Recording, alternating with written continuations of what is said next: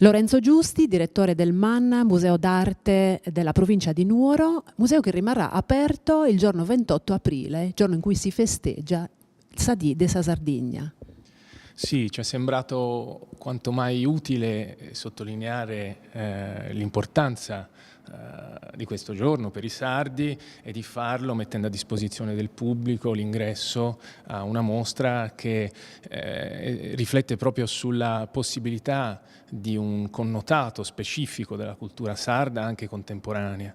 La costante resistenziale, questo è il titolo della mostra che è in corso al MAN, di fatto si interroga se sia possibile individuare nel corso delle ricerche artistiche sperimentali del Novecento, in particolare quelli degli anni 60 e 70, un filo conduttore, un qualcosa che distingue queste ricerche da quelle portate avanti in Italia o altrove, seppure diciamo in un contesto di dialogo con le correnti sia nazionali che internazionali.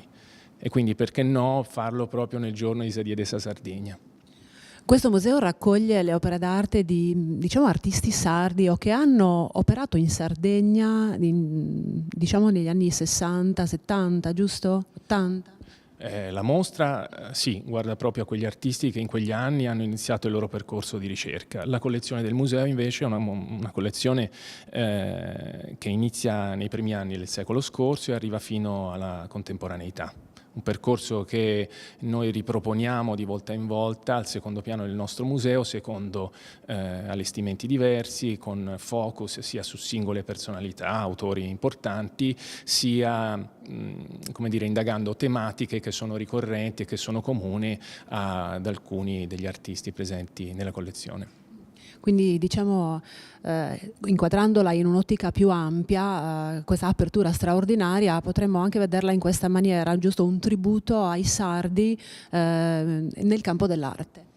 Sì, diciamo in Sardegna si è allo stesso tempo sempre un po' sofferto una marginalità geografica rispetto ai centri maggiori, ma sorprendentemente spesso è proprio questa lateralità, questa marginalità che ha portato all'elaborazione di linguaggi nuovi, all'individuare percorsi autonomi, indipendenti, ed è proprio, credo sia questo l'aspetto interessante, il punto di vista privilegiato da cui guardare la produzione artistica della Sardegna.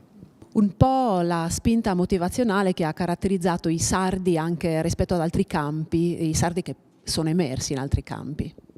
Beh, indubbiamente ci sono autori sardi importanti in diversi campi della creatività, non solo nell'arte, anche nella moda, nel design. La pubblicità? Anche in pubblicità.